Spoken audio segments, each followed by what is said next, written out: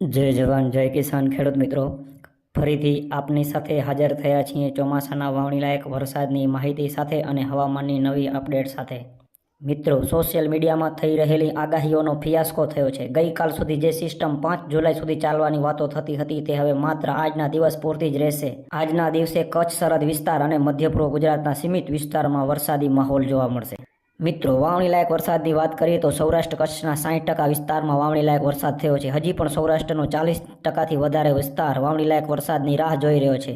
કચ્છના વિસ્તારમાં વાવણીલાયક વરસાદ 60%થી વધુ ભાગોમાં થયો છે, જે ઉત્તર ગુજરાતમાં હજી પણ વરસાદની અછત ભોગવી રહ્યો છે. ઉત્તર કચ્છ સરહદ અને ઉત્તર ગુજરાત સમગ્ર વિસ્તાર હજી પણ વાવણી વિહોણા વરસાદના વિસ્તારો ગણાઈ રહ્યા છે.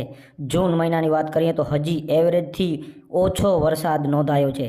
હવે મિત્રો, આગળ વાત કરીએ ફરીથી વાવણીલાયક વરસાદ કયા વિસ્તારમાં થઈ શકે છે અને આગોતરા એંધાણમાં બાકી રહી ગયેલ વિસ્તારમાં ક્યારે વાવણીલાયક વરસાદની શક્યતા છે.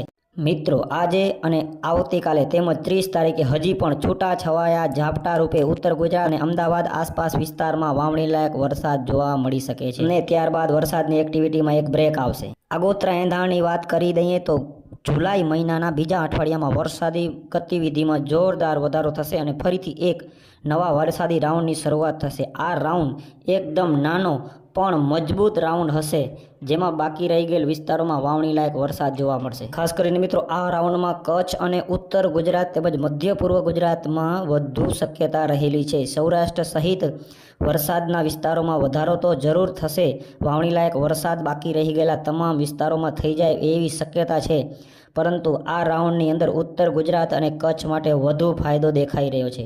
વાત કરીએ આ રાઉન્ડની તારીખોની તો રાઉન્ડ 8 જુલાઈથી 10 જુલાઈ સુધી નાનો પણ અસરકારક રાઉન્ડ જોવા મળશે. ઉત્તર ગુજરાત અને કચ્છ માટે ફાયદારૂપ સાબિત થશે. ખાસ કરીને મિત્રો, ઉત્તર ગુજરાતમાં પણ આ રાઉન્ડની વધુમાં વધુ અસર જોવા મળશે. તો મિત્રો, આ હતી ચાલુ રાઉન્ડની સ્થિતિ અને આગોતરા એંધાણની ટૂંકમાં માહિતી. તો વધુ માહિતી સાથે ફરી મળીશું. ત્યાં સુધી રજા આપશો. નમસ્કાર.